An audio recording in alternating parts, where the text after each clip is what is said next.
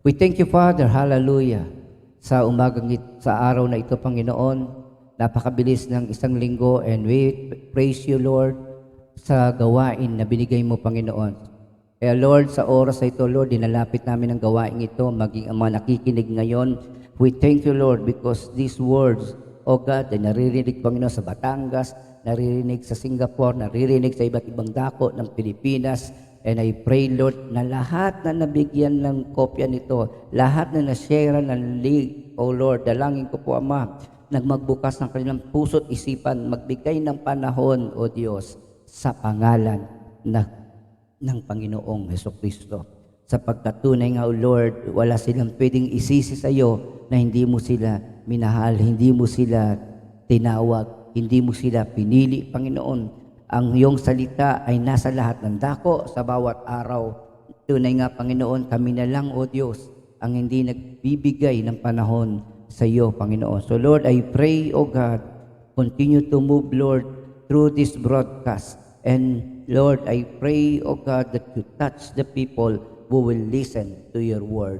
In Jesus' mighty name, amen and amen. Palakpakan po natin ang Panginoon. Hallelujah. Hallelujah. Happy anniversary po. We are now in the month of May, yung ating anniversary month. At kung nakikita niyo po sa ating FB group, no, sa JOP group, yung ating mga lumang litrato na nagpapaalala ng napakaraming masasayang kwento, kakaiyak at nakakatawa, nakamamangha, at higit sa lahat, nakaka-inlove sa Panginoon. Hallelujah. Kaya good morning sa lahat ng mga nandito sa ating gawain. Hallelujah. Pagpalain kayo ng Panginoon. Si Brother Jeff, hallelujah. From Batangas, magandang umaga sa iyo. Glory to God. Hallelujah. Maging kay Sister Mary Ann, Sister Jenny Lynn sa Cavite. Hallelujah. Purihin ang Panginoon at kayo ay nakatunghay. At sa marami pa sa inyo na hindi ko nababanggit. Hallelujah. Welcome po sa Laguna. Welcome sa inyo, Manlapas family. Hallelujah. Bago tayo tuloy ang mag-aral sa salita ng Diyos, sabi ng Ezra 7:10, For Ezra had set his heart to study the law of the Lord and to do it and to teach his statutes and rules in Israel. Kapatid, araw-araw, ihanda natin ang ating puso. Magtalaga tayo ng oras at panahon para pag-aralan ang salita ng Diyos. At kapag ito'y natutunan natin, isagawa natin sa ating buhay. At kapag ito'y sinagawa mo sa buhay mo, iba yung pagpapala ang darating sa iyo at maaari mo ito ibahagi sa iba. So yan po, huwag niyo po kakalimutan yung 3 specific rule. No? That first, devotion is a heart's work. Ibig sabihin, nasa puso mo yan, no? Ang tagumpay nito. Unang-una, take time. Magbigay ka ng oras, pag-aralan to. Focus. And then, sabi nga natin, isagawa mo ang natutunan mo at ang ikatlo, ibahagi mo sa iba. Hindi po puro turo. Dapat merong pagsasagawa dito sa sarili mo. Walang silbi ang pagtuturo kung di mo alam ang halaga ng iyong natututunan. So, hallelujah sa oras to, as we discuss on Romans chapter 12 verses 1 to 8, spiritual worship. Kahapon, pinag-usapan natin that spiritual worship is a living and holy sacrifice. Kung babalikan natin, sabi dito, Therefore, I urge you, brothers, in view of God's mercy, to offer your bodies as living sacrifices, holy and pleasing to God. This is your spiritual act of worship. No, sabi nga, nakikiusap, naninikluhod. In other words, si Pablo sa mga kapatiran, sa habag ng Diyos, na ialay nila araw-araw ang kanilang mga katawan na buhay. No? Buhay, hindi lang kamay, hindi lang tenga, hindi lang bulsa, buong katawan na bilang buhay na handog, isang banal at kalugod-lugod. How can we reach that holiness? How can we reach that pleasing life in the Lord? Simply lang, surrender your life to the Lord and the Holy Spirit will guide and lead you. We are cleansed from our sin because of Christ's sacrifices. Hallelujah. At sabi dito, ito ang ating spiritual act of worship. Number 2, spiritual worship is transformation. Sabihin nyo nga sa ilagay nyo po sa ating comment section, transformation. No? Na sabi nga natin, sa bawat pagsamba spiritual, tayo ay nababago. No? So hindi ka makasasamba sa Diyos kung hindi nababago ang puso at isipan mo. Hallelujah. Romans 12:2, huwag kayong umayon sa takbo ng mundong ito. Mag-iba na kayo at magbago ng isip upang mabatid ninyo ang kalooban ng Diyos. Kung ano mabuti, nakalulugod sa Kanya at talagang ganap. Kaya nga, kagabi, kausap ko yung isa nating kapatiran, na sabi ko, pag malaya na tayo at wala ng quarantine, pupunta tayo sa kanilang bahay, no? Pupunta tayo at magpe-fellowship sa kanila. Na tunay nga, hallelujah, na maranasan din ng kanyang pamilya ang kabutihan at kapangyarihan ng Diyos. Kaya do not conform any longer to the pattern of this world. Huwag na tayong umayon. Magbago na tayo. Huwag tayong utak mahilig sa fake news, mahilig sa kasinungalingan, sa chismis, no, sa mga sabi-sabi. Andyan na ang Biblia, ang katotohanan, pero mas gusto pang marinig ang kasinungalingan sa mundong ito. Hallelujah. Paano tayo nalilinlang ng mundo bilang pag-aaral muli natin? Number 1, sinungaling ang mundong ito. Sinungaling ang mundong ito na ang nais niya magkaroon ng kapayapaan ay magkakaroon ng kapayapaan. Na sinungaling ang mundo na ito, na ang mundong ito ay napakaganda, pero ang totoo, ito ay nawawasak na dahil sa kasakiman at kasalanan ng tao. It is too good to be true, but not lasting. Ibig sabihin, lahat ng bagay dito sa mundo ay maganda, pero dahil sa kasalanan ng tao, hindi ito magtatagal. Hallelujah. Yun nga lang yung ginagawa ng gobyerno sa Manila Bay na restoration. No, binabantayan ng mga reporter ng media na mawala yung dolomite para tirahin nila ang gobyerno. Nalulungkot ako, binabantayan nila yung buhangin. Para sabihin sa gobyerno, palpak sila na ang kanilang ginawa ay pagsasayang ng pera ng bayan. Nalulungkot ako sa mga media na ito. Dalangin ko na ang mga medyang ito ay matauhan at magsabi ng totoo. No? Hallelujah. So mga kapatid, lahat na nakikita, kaya tuloy araw-araw wala tayong nakikita magandang balita, dahil ang binibigay ng mga media ay puro problema. Sa ilang milyong na bakunahan sa Pilipinas, ang tatanungin yung nagagalit sa mahabang pila. Ang tatanungin yung ayaw magpabakuna. Ang tatanungin ay yung gusto ng Pfizer, ayaw na Sinovac. No? Ang gusto nilang kausapin, interviewin ay yung mga tao na puro reklamo. Kaya tuloy walang nangyayari. Akala ng tao, masama ang kalagayan ng Pilipinas. Masama dahil sa di pag-iingat. Pero mas masama ang kasinungalingan ng media. Diretsahan ko sinasabi yan. Hallelujah. Number 2, the world tempts us. No? Yung kanya mga gawain, yung mga gimmick niya, no, mukhang napakasaya. Maging yung mga bagay sa mundong ito, mukhang napakaganda. Pero kapatid, hallelujah, nakakalungkot. Para maranasan natin ang mga bagay na yon, kailangan nating lumayo sa Panginoon, talikuran siya. Number 3, the world indoctrinates us. Ang daming kamalian na tinuturo ang mundong ito. Pinaglalaban niya ang karapatan, pero ang karapatang ito ay nangaapak sa karapatan ng iba. Itong karapatan niya ito na sinasabi niya karapatan niya, ay sabi nga natin, karapatan, pero kapag patungkol sa Diyos, hindi mo pwedeng tapakan ang Panginoon sapagkat siya ang may likha sa atin. Hallelujah. These are the wrong doctrines na tinuturo ng mundo. Maaari siya mamili kung sino ang gusto niyang asawahin, gusto niya paksalan, lalaki o babae. Gagawin niya ang gusto niyang maibigin para sa sarili niya. That's all. Hallelujah. Number 4. Nagkakaisa ang mundo para tayo ay libakin. Dahil sa ating paglilingkod sa Panginoon, pinagtatawanan nila tayo sapagkat parang pinagmamalaki nila na kung ano meron sa kanila, tayo ay wala.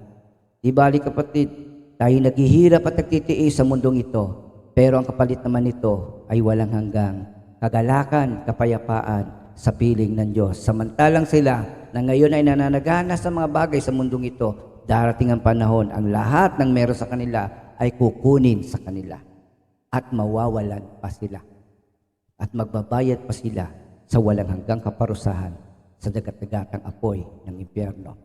So brothers and sisters, how can we overcome this? Number one, how can we renew our mind? Ang sagot sa sanlibutan ito ay magbago na tayo ng ating isipan. Bakit isipan, Pastor? Kasi ang isipan ang battleground. No?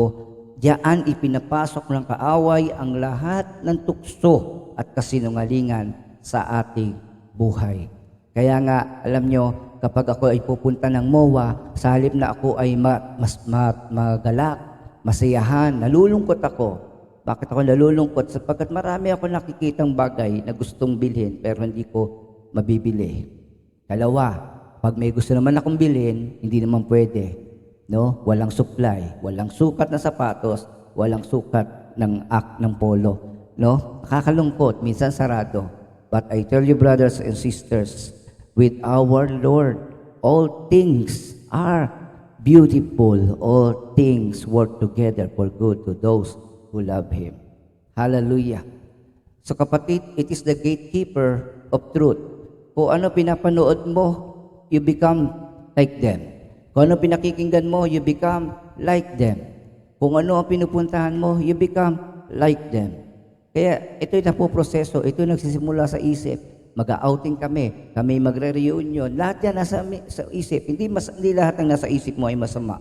But I tell you, bantayan mo ang isip mo. Number 2, dito natin pinapasok ang kaalaman at dito natin pinoproseso, pinag-aaralan ang lahat na nangyayari sa ating buhay. How can we renew our mind para hindi tayo malinlang ng salibutan? Number 1, kahapon pinag-usapan natin, syempre, with God's Word and the Holy Spirit. Sabi ng John 17:17, sanctify them by the truth. Your Word is truth. Hallelujah. So, sinasabi din, sanctify them. Sanctify them by the truth, for your word is truth. Okay? And then susunod, sabi dito, 1 Corinthians 6:11, ganyan ang ilan sa inyo noon.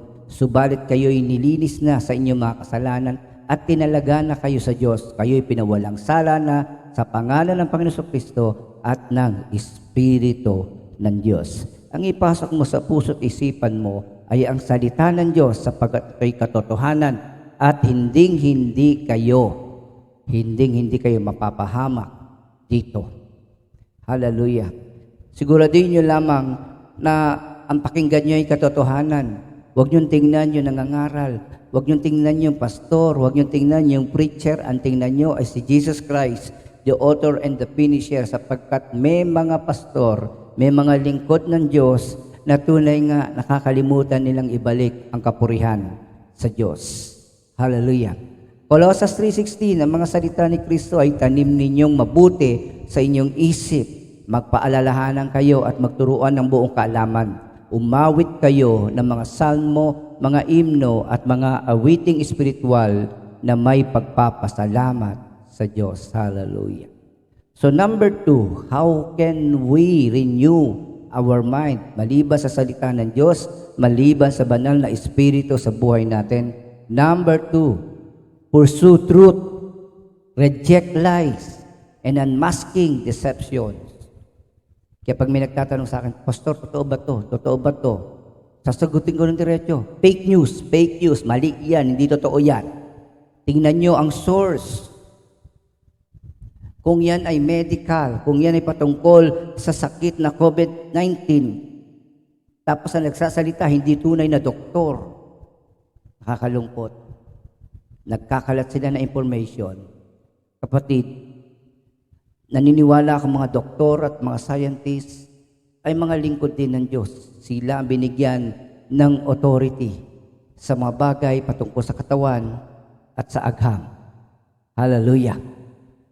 So, sa oras na ito, mga kapatid, maraming fake news sa panahon ng pandemic.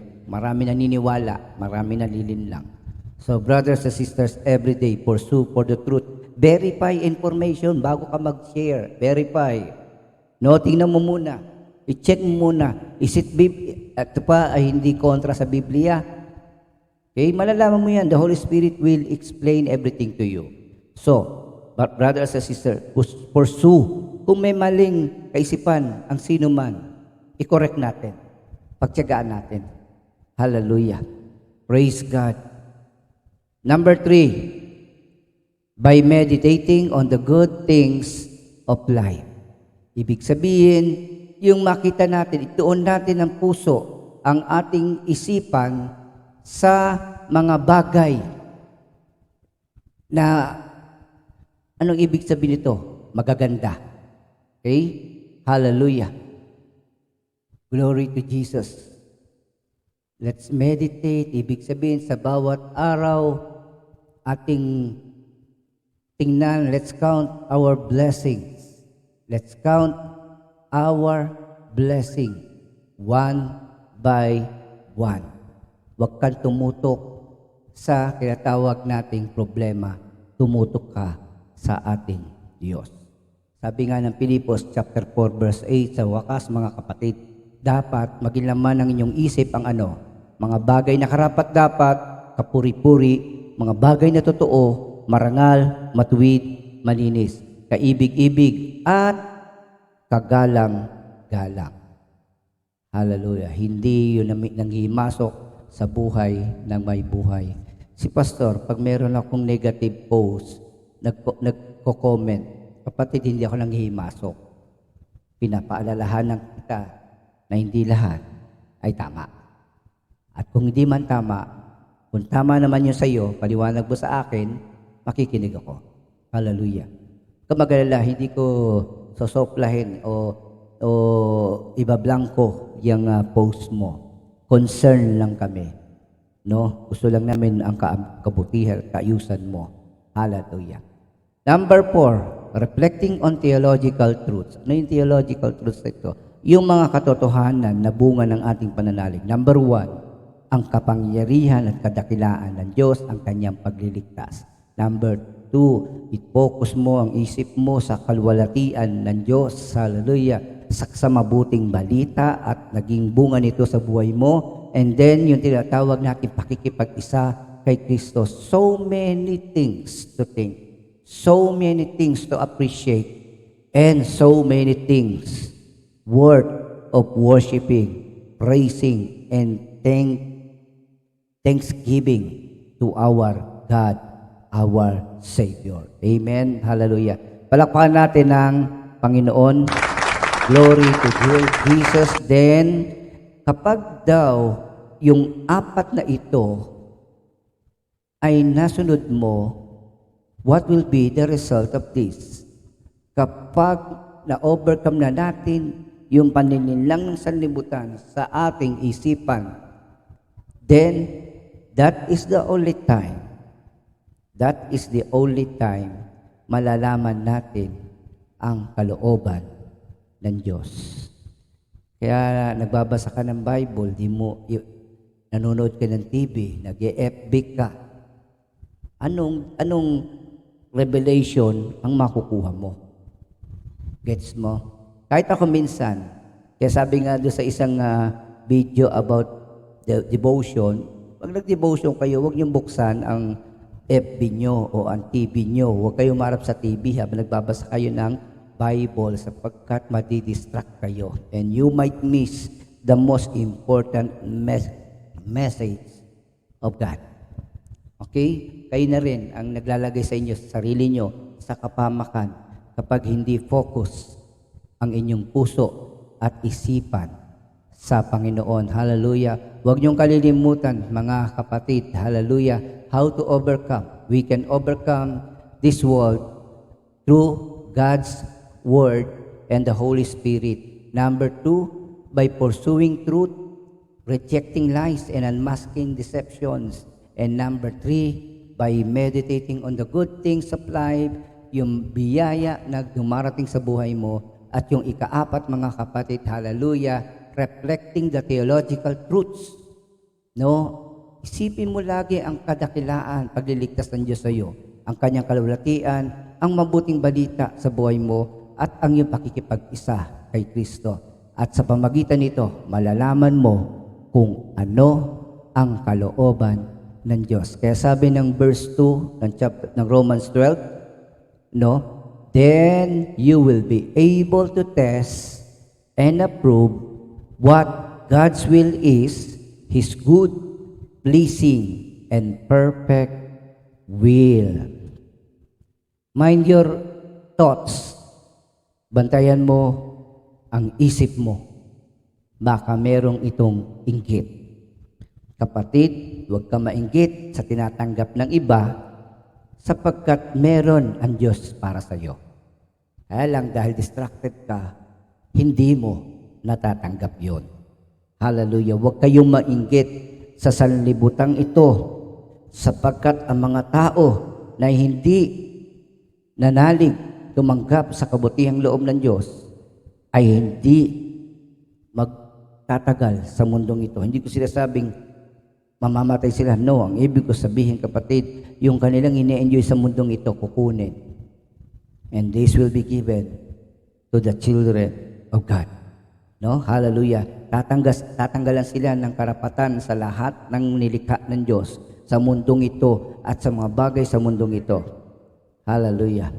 At sila na hindi tumanggap sa Panginoon ay magdurusa sa dagat-dagatang apoy ng impyerno.